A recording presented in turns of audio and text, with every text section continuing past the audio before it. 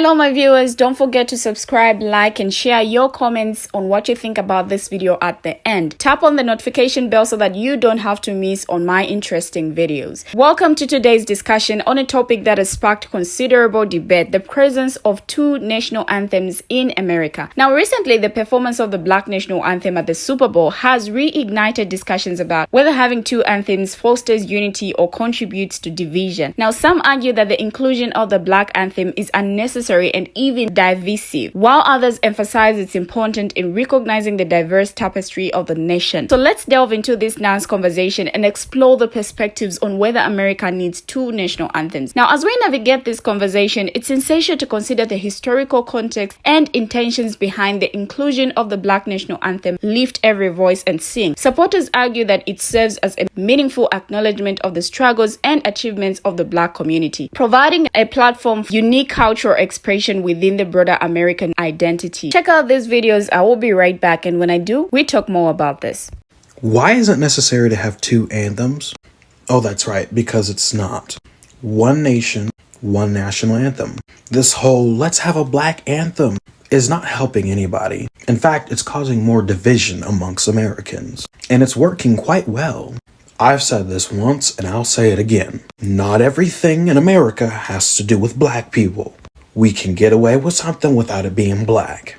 If y'all really want to start on this rabbit trail of, well, Black people are systemically oppressed, bull crap, by the way. But let's have a Native American anthem, right? Let's have a Latino anthem. Let's just have a minority anthem, shall we? Oh no, only Blacks? Okay. Because that's what MLK fought for. Because that's the equality he was looking for. It is only a matter of time before large networks just get the picture that we don't need this. And it's hurting America as a whole. But hey, nobody wants to accept the truth, so whatever. The Super Bowl had an end sign painted on the field as if that's going to do anything. But anyways, how do you end when you have a national anthem based on someone's skin color? So there's the regular national anthem, and then there's the Black national anthem. In 2024 America, Black supremacy is more of a thing than supremacy. Yeah, I said. Did you guys notice this in the Super Bowl? Right by the field goal was end. And here's a closer look of what the NFL wanted to portray in the Super Bowl, where millions of people all around the world are watching. What I find interesting though is this. Again, the NFL allowed the Black national anthem, Lift Every Voice and Sing. You can't have the cake and eat it too. Sorry, it doesn't work that way. You cannot have the cake and eat it too, all right? God bless you. Let me know what you think down in the comments about the two separate national anthems and about the Black national anthem versus one national anthem for all Americans. Today, the Black National Anthem will be played before the Super Bowl for the first time in history. The song, which is titled Lift Every Voice, will be sung by Cheryl Lee Ralph. And after you listen to the performance, you can make sure that you go visit the Black-only water fountains, or the Black-only schools or buses. If you're going to be attending the game, make sure that you sit in your racially assigned seating section. Maybe next year we'll get a performance of the Asian anthem or the Hispanic anthem as we continue to pointlessly segregate Americans. Surely this is going to be very beneficial for American race relations, because after all, nothing says unity quite like segregating. Would be, when did African Americans become American? Were we American during slavery? During 1776 Constitution of all men are created equal, but we were slaves? Were we American during Jim Crow, where we could be murdered without any trial, without any due process, where our towns could be burned down? The Black National Anthem was created because as much as many Black Americans fought to be American and paid their taxes, and we've worked every job, we weren't treated as Americans with basic constitutional protections. So yeah, we have our own anthem. To do a video on this because I like hot topics. So the Black National Anthem. My personal opinion, honestly, it didn't really bother me that much. I mean, it was like 2-3 minutes long, not a big deal. I'm all for, stuff like that. What I do want to say is, why just that song? Where's the Asian national anthem and, you know, whatever other kind of cultures that we have that have immigrated to the United States and live here? I mean, the United States is full of immigrants from all over the world. That's like literally the foundation of what our country was started on. On the other end, though, I do understand why a lot of people are irritated by it and don't agree with it. I totally get both sides, believe it or not. I'm one of those weirdos that really, truly understands both sides. So I would love it if y'all would comment and give me your opinions on if you loved it or if you hated it or if you agree with me, disagree with me, whatever. I just don't understand why we are focusing on one culture. Like, we have so many different cultures in our country, but yet, you know, at the forefront, there's only one specific one. So that's the one thing I don't agree with this country. Y'all, did y'all know that there was a Black National Anthem? Listen to this. What's this Black National Anthem about? We're like literally going backwards. As a country. We're not going forwards. Not forward. The regular national anthem is for everyone. Everyone that's an American citizen. Black people and Asian people, everyone. All of them. The Black national anthem is only for Black people. Just look at it. They're making hospitals specifically for children now. We adults need hospitals sometimes too. Don't even get me started on handicap parking. I have to park my dually in places. How come they get their own parking spots? And what about restaurants like Chinese food? We like to eat too. Look at this, like men don't have it. We have never been more divided as people in this country. Oh, wait. Our national anthem, the Star Spangled Banner, is for everyone. All the verses for everyone. Most y'all don't even know that there's a second verse, and the very ending of it says, "No refuge could save the hireling and the slave from the flight, from the gloom of the grave, and the star-spangled banner in triumph doth wave, or the land of the free and the home of the brave, for everyone." So see y'all, our national anthem is for everybody, and we've never been this country. Just listen to Nikki Haley. Wait a minute, don't listen to Nikki Haley. You listen to Trump. He is your one true savior. I mean president. No, savior. Both. So we need to stop all this talk about division and Black national anthems and BET and stuff like that. We just need everything to be the same for everyone. You know, the way it used to be.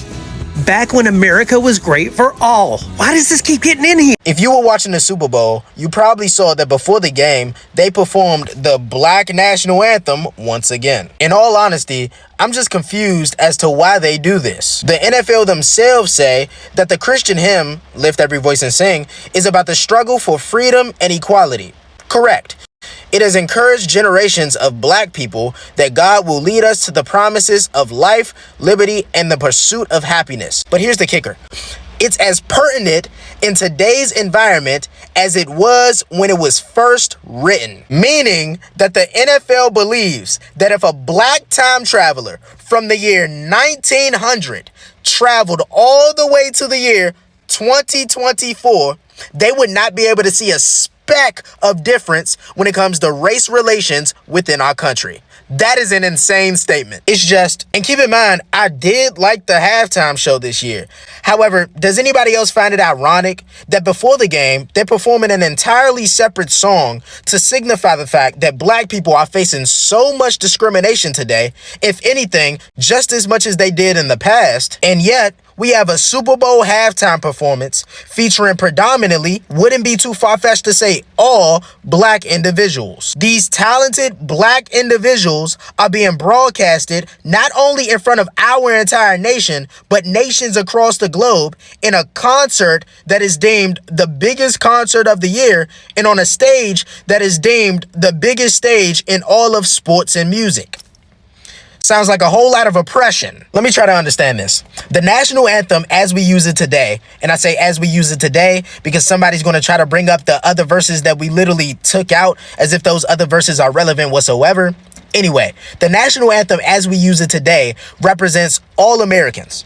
all of us. But now underneath that, you have the Black National Anthem to represent Black individuals. So now these Black individuals have two national anthems because of atrocities that other people outside of Black individuals were also fighting against, because they believed in unity. They believed in uniting us regardless of race, but as a country. One could say that's the whole point of the original national anthem. So having two is redundant. At the end of the day, the Star-Spangled Banner, or the national anthem, represents our independence. It represents our fight against, and it represents our pride as well as our unity together as a nation. It represents the morals and the values that the founding fathers wanted for this country. Now, has our nation struggled to uphold and remain consistent with these morals and values? Yes, of course, and it's unfortunate, but what nation hasn't? The point is that every time we need to make progress, we literally call back to those same morals and values as the standard. We shouldn't be letting atrocities done by bad people who lack these morals and values separate us as a country. Now, on the contrary, just like we've heard in the videos, critics express concerns that the presence of two anthems may inadvertently deepen divisions by emphasizing differences rather than promoting a shared sense of national unity. Now, they question whether this dual anthem approach fosters a cohesive national narrative or unintentionally amplifies existing tensions. To better understand the perspectives surrounding this topic, we need to explore the historical significance of national anthems, the role they play in shaping a collective identity, and the ongoing dialogue about inclusion